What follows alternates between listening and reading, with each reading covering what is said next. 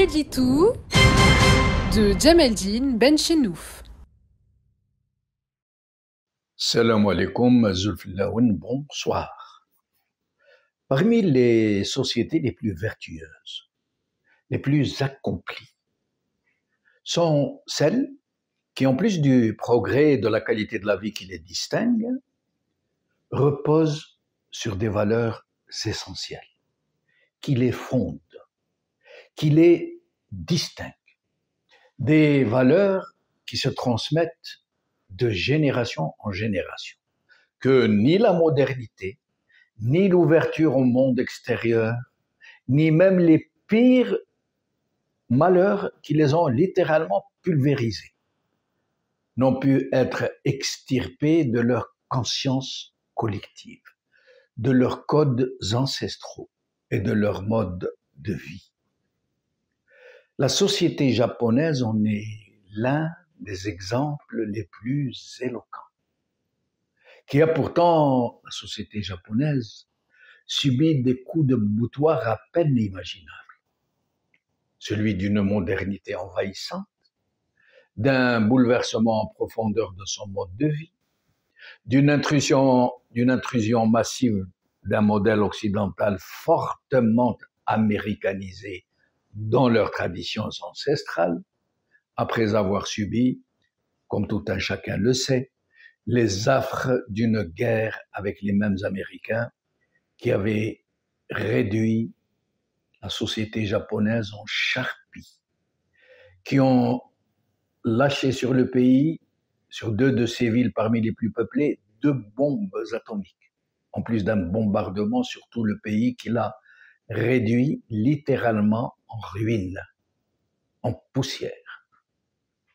N'importe quel autre pays au monde qui aurait subi une guerre aussi atroce, puis une imprégnation culturelle d'une aussi grande intensité, d'une aussi grande ampleur, puis qui aurait été ouvert à tous les vents, à une très brutale occidentalisation, n'aurait pu survivre dans son âme profonde. Ses traditions auraient été emportées. Ses vertus ancestrales auraient dégénéré et l'ossature morale sur laquelle s'est formée sa personnalité au fil des siècles, voire des millénaires, se serait effondrée.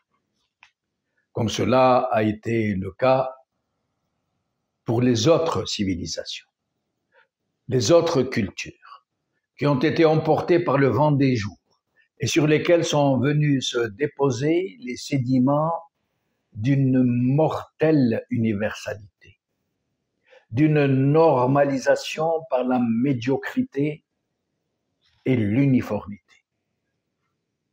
Mais ce ne fut pas le cas de ce pays. Un peu comme si la société japonaise avait usé de la philosophie profonde et combinée du réseau et de ses arts martiaux. Plier mais ne pas briser. Se servir de la force phénoménale de l'adversaire pour le culbuter en souplesse, dans une parfaite harmonie de l'élan, de l'aisance et du calme. Mais aussi en affirmant, voire même en affichant ostentatoirement tous les attributs extérieurs de sa personnalité spécifique, dans un immuable rituel, dans l'habillement typique, dans le geste assuré, oscillant et harmonieux qu'il peut être vif et violent. Vous allez certainement vous demander pourquoi je divague autant dans un sujet qui n'a rien à voir avec nos préoccupations habituelles et qui vous fera peut-être penser que je suis à court d'idées, que je suis allé chercher n'importe quoi, n'importe où, fût-ce au Japon, pour continuer à pontifier. Détrompez-vous, si tel est le cas, il y a une relation profonde entre cet exemple que je vous donne de cette civilisation et notre cas en particulier. Ces caractéristiques du peuple nippon, dans ce pays du soleil levant, sont une leçon de vie inégalée dans l'histoire L'une des très rares civilisations qui a subi une pénétration étrangère aussi barbare, voire un enfoncement violent au cœur de son cœur battant, de ses plus intimes équilibres, dont tous les piliers de sa personnalité ont été sapés, dont toutes les forteresses culturelles ont dû céder devant un américanisme forcené et dominateur, mais qui a su pourtant non seulement préserver l'essentiel, mais aussi l'irriguer avec amour, avec constance, le couver, tout faire pour le régénérer, pour le maintenir en vie. Le Japon peut sembler aujourd'hui un pays moderne, fortement développé, au pinacle des économies les plus influentes et les plus puissantes au monde.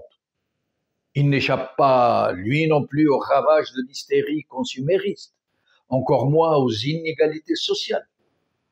C'est donc dire qu'il n'est pas vraiment un modèle de bonheur social. Je vous le concède. Mais il a pu sauvegarder très vives des vertus qui resteront comme autant de piliers pour continuer à se reconstruire, à rester lui-même au cœur d'une tempête qui n'est pas parvenue à le disperser. Les valeurs qui le fondent, qui résistent et qui tendent leur voile restent les mêmes que celles qui l'ont fait émerger d'entre les nations. L'amour du travail bien fait, une extrême politesse, l'affabilité, la droiture, la persévérance, le sang-froid, la délicatesse, le bon goût, le raffinement en toutes choses, et autant d'autres façons d'être qui montrent toute l'authenticité, toute l'originalité de ce peuple à la fois raffiné et fort, aussi esthète qu'il est sûr de lui. Voilà pourquoi dans les pays comme les nôtres, où les Boefès, les Soudars, sont devenus les timoniers du bateau ivre, une révolution culturelle est plus vitale que jamais.